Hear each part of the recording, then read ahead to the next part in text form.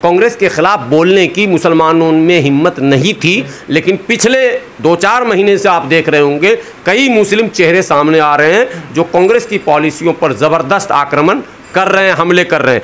इस्लाम क़यामत तक खतरे में नहीं जाएगा, लेकिन ये डाल दिया खतरे में मुसलमान जाएगा, न इस्लाम जाएगा न कुरान जाएगा, ये तो क़यामत के आखिरी सुबह तक रहेगा। कुछ लोग अभी हमें पागल दीवाना भी कह रहे हैं, कुछ नादान हमें भाजपा का एजेंट भी कह रहे हैं। अगर मैं एजेंट होता ना तो इनकी एजेंटी निकलवा देता मैं, कसम खुदा की। मगर मसला ये है कि मैं एजेंट बन नहीं पा रहा हूँ, वरना इनकी एजेंटी तो कब की हम 2-4 बार छापा हमीद डलवा देते जाके। हमें तो सब पता है कहाँ पर क्या। पिछले 4 सालों से तमाम युवा, मुस्लिम युवा जेल में बंद, उनकी बेल नहीं हो रही है, इसका कोई आवाज ही नहीं उठा रहा। देखिए कौन आवाज उठाएगा? मैं तो सिलेंडर कहीं आवाज उठाता है? वो तो अपनी संपत्ति बचाने में लगा, वो वक्त पे भी कोई ना बोलता। लेकिन मसला ये है कि वो वक्त की संपत्ति इन्हीं के पास है। खतरे में तो ये है, खतरे में दीन नहीं है। उनकी आवाज कौन उठाएगा फिर? कोई नहीं उठाएगा। मुसलमान के पास को अभी हमें घिसट के पुलिस ले जाए, कौन उठाने वाला आवाज? कोई है? आपको नजर आ रहा क्या? कौन है? कहां पर है ये लड़ाई? जो all India Muslim personal law board के प्रवक्ता हैं वो उमर खालिद के फादर, पता है ना आपको? और all India Muslim personal law board कितनी बड़ी तंजीम है। 6 करोड़ इन्होंने साइन करवा लिया अपने आह्वान पर, 72 लाख रुपया खर्च करके, मामूली बात नहीं है। 6 करोड़ साइन करा लिया। तो उमर खालिद उन्हीं के बेटा हैं। तो पर्सनल लॉ बोर्ड ने आवाज़ उठाई क्या? नहीं उठाई। आना कंफ्यूजन देखो आप, उनके फादर प्रवक्ता हैं और वो संगठन भी बोलने को तैयार नहीं। वो भी सिर्फ इसी पर बोलेगा इस्लाम खतरे में है और कुरान खतरे में। ये कुरान को भी खतरे में डालते हैं, जो कुरान क़यामत तक खतरे में नहीं जा सकता, लेकिन ये डाल देते हैं इस्लाम क़यामत तक खतरे में नहीं जाएगा, लेकिन ये डाल दिया खतरे में मुसलमान जाएगा, न इस्लाम जाएगा न कुरान जाएगा, ये तो क़यामत के आखिरी सुबह तक रहेगा। खतरे में हम जा सकते हैं, हमारी बात नहीं करते। तो खतरे में सड़ जाएगा, तबाह हो जाएगा। तारीख शाहिद है कि मुल्क में, मैंने कहा ये डीलर है, ये डीलर है तो डील करते हैं। डील किस चीज़ पर करेंगे? डील करेंगे कि भैया वक्त पर जो हम कब्जा किए हुए उसको छोड़ दीजिए, कोई बिल में ऐसा शब्द डाल दीजिए कि जो अप टू नाउ मैंने कब्जा हो चुका है उसको छोड़कर, देखिए लोग सरेंडर हो जाएंगे। बाकी सब शर्त मान लेंगे, खाली इतना बोल दे कि अब तक जितने कब्जे कर लिए हो उसको छोड़कर कानून बनेगा, तो ये मान जाएंगे। इनको हमारी चिंता नहीं है, इनको गरीबों की फिक्र नहीं है, इनको मस्जिद मदरसों की फिक्र नहीं है, इनको अपनी फिक्र है कि भैया मेरा जो मामला है, मेरी जो संपत्ति है वो कहीं निकल न जाए। इसलिए वो हो भेड़िया आया, फिर मोदी आया, कानून लेकर आया, दौड़ो दौड़ो मुसलमानों, ये कर रहे हैं। लेकिन एक चीज़ देखकर बड़ी खुशी हो रही है, मुझे लग रहा बदलाव आएगा। 25 करोड़ मुसलमान, 25 करोड़ मुसलमान, 25 करोड़ मुसलमान ये बोल रहे हैं, हालांकि 25 करोड़ है नहीं। सरकारी आंकड़े के मुताबिक 14%, 140 करोड़ का भी 14% निकालेंगे तो वो 20 के अंदर ही अटक रहा। लेकिन ये 25 करोड़ हल्ला कर रहे हैं आरएसएस के कहने पर। 25 करोड़, आरएसएस तो 40 करोड़ 50 करोड़ बोलती है, पता है कि नहीं आपको? 40-50 करोड़ वो तो बोलती है 2047 में पूरा 70% मुसलमान ही हो जाएगा। वो तो हैक किया जा रहा ना, उसी के पीछे ये भी जा रहे हैं 25-30 करोड़।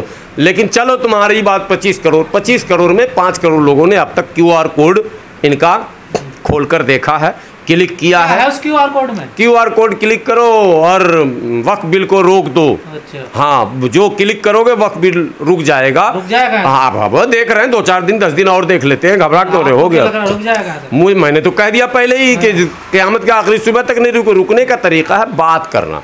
बात ये करते नहीं सामूहिक, चूंकि बात क्या करेंगे, खुद फंसे फंसाए बेचारे हैं, तो वो रुकने वाला कुछ भी नहीं है इस मुल्क में। इस मुल्क में वो सब कुछ चलता रहेगा जब तक सर जोड़ के ये बैठेंगे नहीं। ये अपनी अपनी डफली, अपना अपना राग, अपना अपना बजट 72 लाख रुपया यानी 1 करोड़ रुपया समथिंग इमारत शरिया ने इस प्रचार प्रसार में बर्बाद कर दिया। ठीक है, अभी हमारे यहाँ रैली थी, तहफ़्फ़ुज़ औक़ाफ़ रैली। ठीक है, चलिए हम लोग तमाशा देख रहे हैं, कोई बात नहीं, बोल रहे हैं। कुछ लोग अभी हमें पागल दीवाना भी कह रहे हैं, कुछ नादान हमें भाजपा का एजेंट भी कह रहे हैं। अगर मैं एजेंट होता ना तो इनकी एजेंटी निकलवा देता मैं, कसम खुदा की। मगर मसला ये है कि मैं एजेंट बन नहीं पा रहा हूँ, वरना इनकी एजेंटी तो कब की हम 2-4 बार छापा हमीद डलवा देते जाके। हमें तो सब पता है कहाँ पर क्या। लेकिन बहरहाल जाने दीजिए। लेकिन पब्लिक इस बार 75% मुसलमानों ने इन्हें नकारा है, नेगलेक्ट किया है। इस बात से मैं बहुत खुश हूँ और मुझे लग रहा है कि बदलाव निश्चित है। अब की पीढ़ी जो है वो शायद हमारी बात सुन रही है और हम जैसे लोगों की बात सुन रही है। और आपको आश्चर्य होगा, कांग्रेस के खिलाफ बोलने की मुसलमानों में हिम्मत नहीं थी, लेकिन पिछले 2-4 महीने से आप देख रहे होंगे कई मुस्लिम चेहरे सामने आ रहे हैं जो कांग्रेस की पॉलिसियों पर ज़बरदस्त आक्रमण कर रहे हैं, हमले कर रहे हैं। तो मैं इसको लेकर संतुष्ट हूँ पूर्ण रूप से कि भाई एक तो इनका QR कोड फेल हो गया, 25% मुसलमानों ने भी इनका साथ नहीं दिया, जबकि सारी तंजीम हुई थी फिर भी नहीं हो पाया।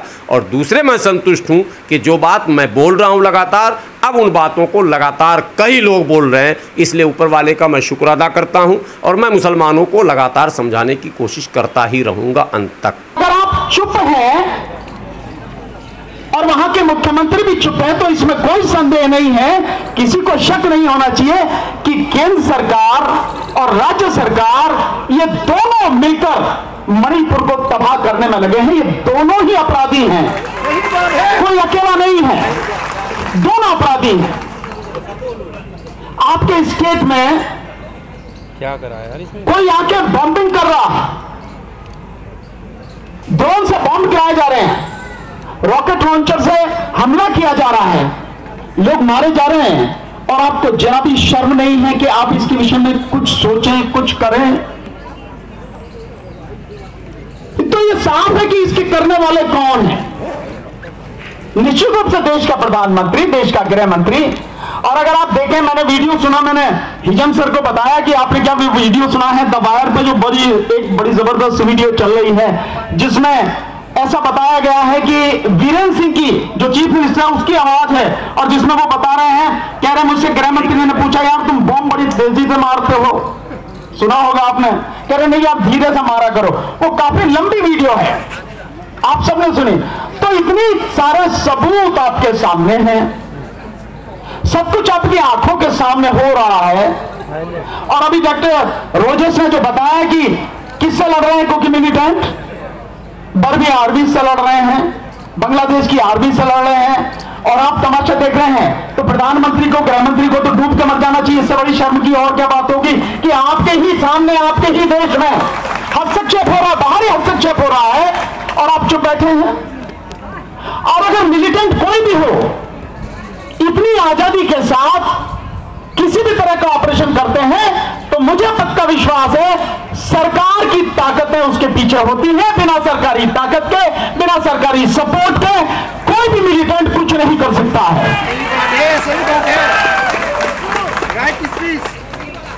और ये सारी बातें जो यहां हो रही हैं, आप विश्वास रखिए कि सारी चीजें सरकार को पता है।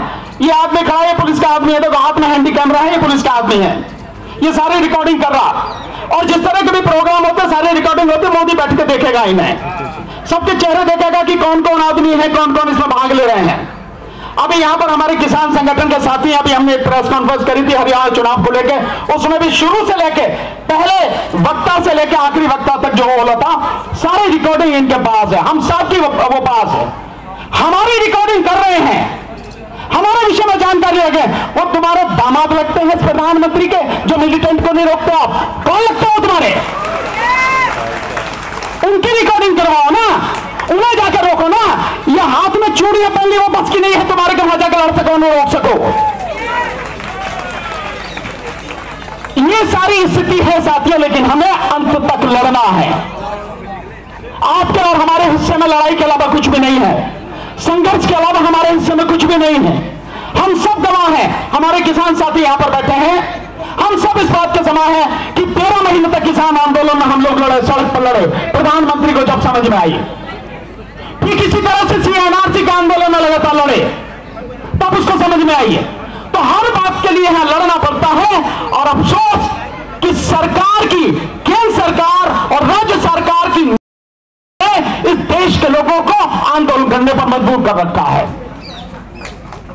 बंद करा था क्या तुमने? लेकिन हम आंदोलन करेंगे साथियों, और जब तक हमारा मणिपुर का एक एक भाई, एक एक बहन, एक एक बच्चा सेफ नहीं हो जाता है, हमारी जिम्मेदारी है हमें उसके लिए लड़ना।